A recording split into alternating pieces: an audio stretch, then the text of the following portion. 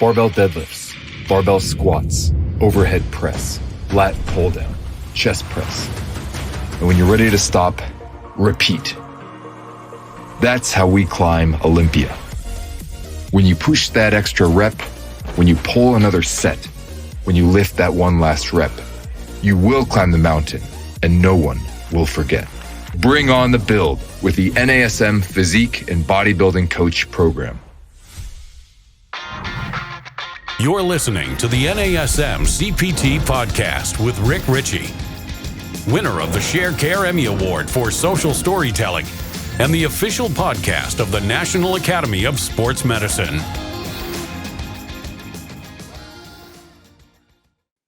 Hey, y'all, and welcome to the NASM-CPT Podcast. My name is Richey, and today I want to talk about when to stop corrective exercise. And here's why.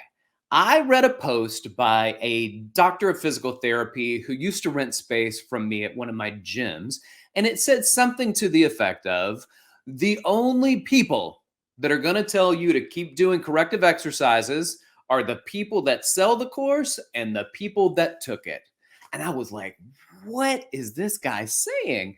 And I had to sit with it for a moment because I thought that he was given like a big thumbs down to corrective exercise. And that made zero sense considering he's a physical therapist. And that's the gig. Like, that's what physical therapists do, are corrective exercises. We do them for a different reason. So they oftentimes do it for people that are experiencing pain or doing rehabilitation post-surgery. We don't do that stuff. We do it more for people to really clean up some movement dysfunctions or movement patterns. So for instance, somebody squats and they go into genu valgus or varus, their knees knock in or their knees bow out. And we're looking at that when they squat and we go, oh, that may not be great for the old knees. So what can I do to help them? Well, when I realized that this person wasn't knocking corrective exercise was when I read it again, and it was this. So follow me. It says the only people that are going to tell you to keep doing corrective exercises, the people that sell the course and the people that took it. All right, well, let's first of all kind of figure out what NASM says about the matter. First of all, corrective exercise is a three-step process, not to be confused with the corrective exercise continuum, which is a four-step process that goes along with this. Here is the process for corrective exercise implementation. Ready? 1, identify the problem. So let's use this example of knee valgus. Their knees knock when they squat. All right, that's the problem. Number 2, suss out a solution for the problem. I got to figure out what's wrong. What is the problem? Number 1. Number 2, what are some solutions for the problem? And then here's number 3. Guess what? You got to implement the solution. So I think if we go through this in that example, if somebody's knees knock when they do squats, and I don't want their knees to knock when they do squats, especially I'm going to be adding weight onto them whilst they are squatting, then the knee knock feet out situation is a lot of torquing and twisting at the knee that I don't like. I want to clean that movement up a little bit. So what are some of the things that I can do? So I'm going to start putting together a solution. I am going to start working on the internal rotators of the tibia at the knee and help to strengthen those.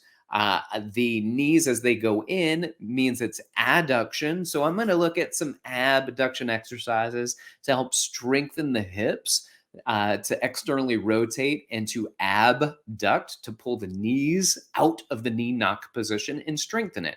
I also want to, of course, inhibit and lengthen the ones that are pulling me into that position. So first thing, inhibit, foam roll or some type of implement, whether it's a vibration technology or something like that. There's a lot of cool things that help to minimize hyperactivity in those muscles. Then we can stretch those muscles out. Sometimes that is going to be correctively, it will be static stretching to provide length to that short, tight, overactive muscle. Then I want to provide strength. Number 3, I want to activate the muscles that are allowing the dysfunction to take place. And then 4, I want to integrate them together so that they all work together in harmony. Well, that's really good. I think that this is an excellent way to do this. And then here's the other thing. If you do all this and you implement it and it doesn't work, you got to go back to number 2 and suss out another solution. You got to do it again. And if it still doesn't work, after several times creating applications, trying to look on how to address this, then you can perhaps refer them out to the guy that said stop doing corrective exercises all the time, because I think there are a couple problems here. If you're doing them all the time and they're not working, the issue is it's either you did an incorrect assessment, you did an incorrect application for corrective exercise, or number 3, it is beyond your scope of practice. So either we look at it and the assessment was wrong, the application for a solution is wrong, or a solution and its application could be wrong, or it's beyond your scope. So if you keep doing it, and what this person basically is, yeah, you keep doing corrective exercise, you don't fix anything. The only people they're going to have you keep doing it are the ones, and if it's not working and you just keep doing it and it's still not working, then you got to refer them out. So why keep doing corrective exercises if you're not accomplishing a goal here? So I get where they're coming from with that. But I think it's even more than that. I think it's more than that because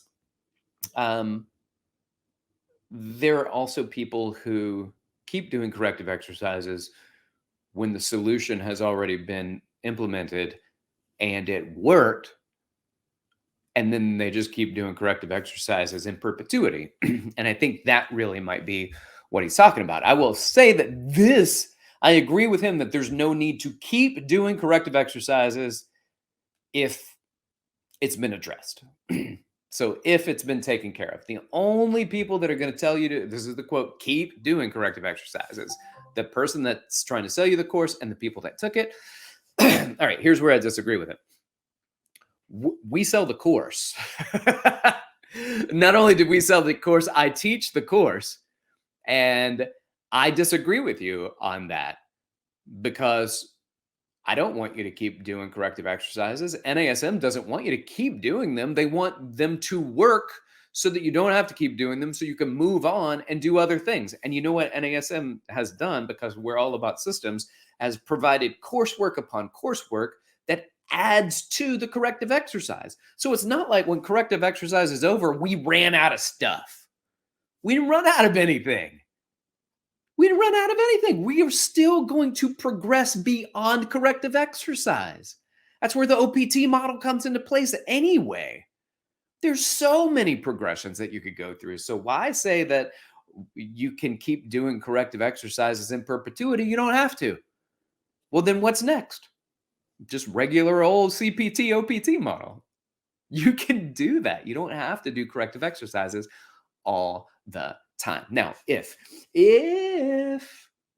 you are nonstop implementing corrective exercises for a problem that doesn't even exist, like you come in and you see them and they look great in their movement, and you're like, I do corrective exercise so much that I need to correct a problem, even though you don't have one. My question to you is, first of all, if you're afraid of a movement dysfunction that will occur, so you're trying to stop it in advance, I'm going to say that's impressive. And I want to know, how do you know? Hey, teach me. If you know what's going to happen in advance and you're giving them exercises before a problem shows up, how did you know? There are some that believe that any deviation from ideal is also so dangerous that it can cause an explosion in your joints. There's a little bit of knee wiggle, there's a little bit of varus or valgus, and people are, oh, no. We lost another one. She was strong, but her knees wiggled when she descended to her squat and tried to come back out of the squat. Knee wiggled, explosion. You just wrecked that person's life. Yo, come on, man. There's something called a performance bandwidth. And a performance bandwidth is when it falls, their exercise or the task that you give them falls within a range that is an acceptable performance. And I know some people out there that are like, if this is only move like this, and if you don't move like this, it is wrong and we must stop you. Well, there's really not evidence that supports that, first of all. Secondly, you're like, well, I learned it from you, NASM. You probably did, but you probably didn't. It's probably a misapplication for NASM. So what we will say is we'll give a very specific thing. Like when you do a squat, we'd like for your knees to align with the center of your foot or your second and third toe. Well, that's true because that is giving you a pinpoint of what to look for. Now, if it goes towards your knees when you squat, they go towards your fourth toe. That's not your second or your third. So knees explode. They start to move in a little bit of valgus, a little bit towards the first toe. Explosion. I think that there might have been issues with understanding this idea, this concept of performance bandwidth, that if it's not this way, this perfect, this direction at exactly this angle, then this is wrong. And that's not true. There's no evidence to support that. But what we do is we give this as our goal, this is our ideal, because if you go too far beyond second and third toe into abduction, that's into varus, which could lead to some issues at the knee. If you go too far into valgus, where the knee knock position, that can be too far. So the second and third toe, the center of the foot, is a good idea for direction. It's not the only way to go. So what are we looking for? Well, I usually say if I'm seeing it, if the knee falls within the center of the foot, so it goes past the medial border of your first toe, your big toe, that's too much. That's beyond my performance bandwidth. I will not let that fly. And so we will then start implementing some corrective exercises. Sometimes all you have to do, though, is say, hey, your knees are knocking, don't let them knock. That's a cue. Sometimes you just need to cue people. People squat down and then their butt comes up a little bit before their torso comes up. Sometimes you just need better cues. You could spend your entire time doing corrective exercises and try to figure out why this is not working. And the reason it's not working is because you didn't tell them. You didn't cue them. You didn't let them see this is ideal. This is what I'd like to see. This is what you're doing. This is the difference between the two. And all of a sudden, just through cueing, it looks good. So my suggestion is cue it. And if there's no way to cue them out of it, then it may need to be corrected. And then you can start implementing your corrective strategies. All right. Let's go back to the beginning and ask the question that we started with. And the question was, when to stop corrective exercise? And the answer is when it is no longer needed. It's no longer needed. So if I've got somebody that has started out with valgus and now they are no longer squatting in a valgus position or a knee knock position, you don't need to spend the rest of your years going, I remember when your knees used to knock. And so we are still doing these bridge abduction mini loop exercises in perpetuity. Well, then that's when the guy can say the statement about the only people that are going to tell you to keep doing corrective exercises are the people that sell the course and the people that took the course. And I'm going to tell you right now, as a representative from the company that sells the course, we don't subscribe to that. Like, you can move on beyond corrective exercise. Now it's your turn.